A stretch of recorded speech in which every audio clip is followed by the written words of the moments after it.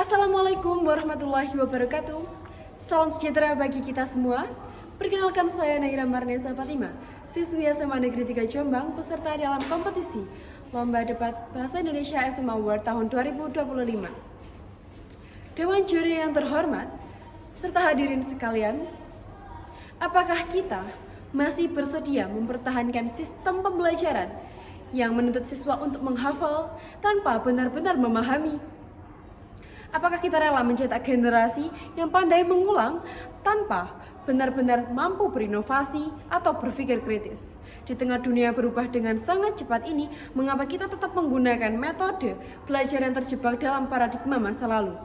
Apakah pendidikan hanya soal angka dan nilai di saat ujian, ataukah justru tentang kemampuan beradaptasi, berkreasi, dan berinovasi?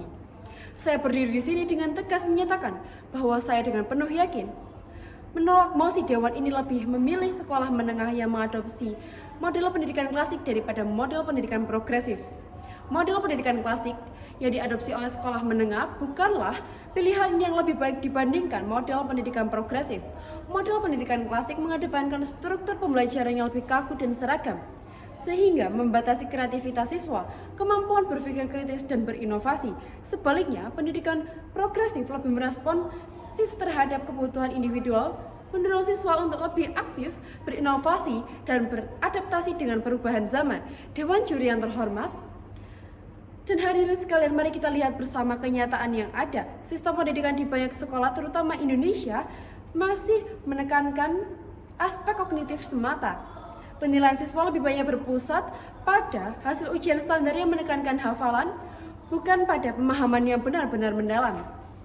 Meskipun pemerintah telah mengalihkan ujian nasional ke asesmen nasional, tapi kenyataannya di kelas-kelas pembelajaran masih sangat berorientasi pada nilai angka semata, bukan pada proses berpikir kritis atau keterampilan yang lebih luas yang semua tahu bahwa kita sangat membutuhkan hal itu di zaman sekarang.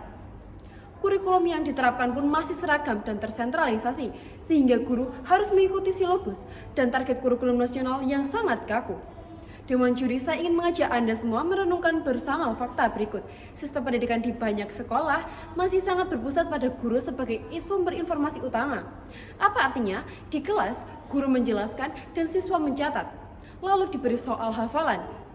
Kita semua pasti pernah melihat dan mengalami hal ini, bukan? Bukti nyata dari situasi ini bisa kita lihat dari survei World Bank tahun 2020 yang menunjukkan bahwa lebih dari 60% waktu pembelajaran dihabiskan untuk ceramah dan tugas tertulis, bukan aktivitas yang mendorong siswa untuk berpartisipasi aktif. Dewan juri yang terhormat, data dari Kementerian Pendidikan dan Kebudayaan tahun 2023 mengungkapkan mayoritas guru mengaku kesulitan mengadaptasi metode pembelajaran yang sesuai dengan perbedaan kemampuan dan minat siswa.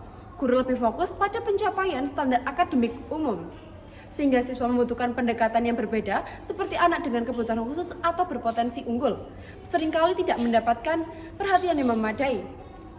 Dewan juri, singkat kata, model klasik yang masih dominan membatasi potensi siswa dengan mengabaikan perbedaan individual yang krusial. Bukankah kita ingin pendidikannya inklusif yang menghargai dan mengakomodasi keberagaman setiap anak?